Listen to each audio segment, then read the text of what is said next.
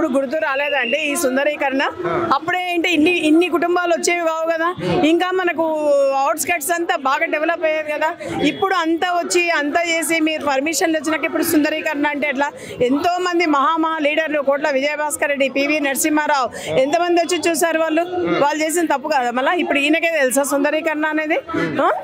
FTL వాళ్ళది కూడా చాలా తప్పు. FTL వాళ్ళకు కూడా ఒక్కొక్క సెక్షన్ చేసుకుంటా వాళ్ళకి అన్ని చూయించి జరగాలి. ఒక్కసారి 3-4 తహసీల్దార్ని విడిచిపెట్టి నీ వారోరా నేను ఈ రోజు వస్తాం మధ్యలో కలుస్తాం వాళ్ళంతా పంపించేసండి. This is not the way.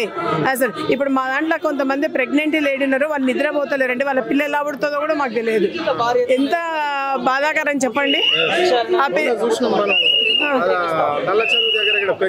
Pregnant lady అండి, వాళ్ళు అసలు అన్నం తినడం లేదు, చేయడం లేదు.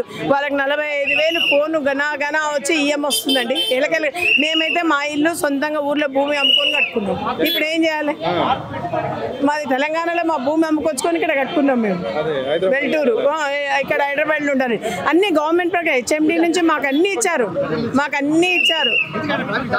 పర్మిషన్ ఇచ్చారు, అన్ని ఇచ్చారు. మాకు పర్మిషన్ ఇచ్చారు, మాకు అన్ని GHMC ఇచ్చింది, వాటర్ బిల్ ఉంది, కరెంటు బిల్ ఉంది, ఎవ్రీథింగ్ ఇచ్చిండ్రు. ఇచ్చినాక కూడా ఇప్పుడు గులగొడతాం. ఎలా బఫర్ జోన్ ఫస్ట్ 30 అన్నారు, ఇప్పుడు 50 ఏం అవసరం ఉంది? అది కూడా శాటిలైట్ ద్వారా చేస్తున్నారు. ఒక ఇల్లు ఇట్లా వచ్చి మ్యాప్ ఒక ఇల్లు కొడుతుంది, మళ్ళీ ఆనే తిరుగుతుంది, ఇంకో ఇల్లు ఉంటుంది. ఎట్లకెళ్ళి రోడ్డు పడుతుందాడా? సుందరీకరణ అంటే ఇప్పుడు స్ట్రేట్ గా పోతుంది కదా. అది ఆ మ్యాప్ ఎప్పుడో వెనకటికి 120 సంవత్సరాల కింద నది ప్రకారం చేస్తా అంటే కాదు. అది దట్ ఈస్ రాంగ్. ఆ వే ఈజ్ రాంగ్. ఇప్పుడు నది ఎట్లా పోతుంది? స్ట్రేట్ గా పోతే స్ట్రేట్ గా చేసుకుంటూ పోవాలి. చాలా తప్పు ఇది. లేడీస్ ఆయనకు తెలవాలి. ఆయన ఇప్పుడు వచ్చాడు గవర్నమెంట్ కు, కాంగ్రెస్. మేమంతా కాంగ్రెస్. ఒకప్పుడు మహామౌలు చేయండి చేయాల్సుకోవడం తప్పు. అన్ని ఆల్ పార్టీస్ మీటింగ్ పెట్టి డిస్కస్ చేసి పడగొట్టాలి. ఎంత మంది ఉసురు పోసుకుంటున్నాడండి అసలు. BP షుగర్లు అందరికీ.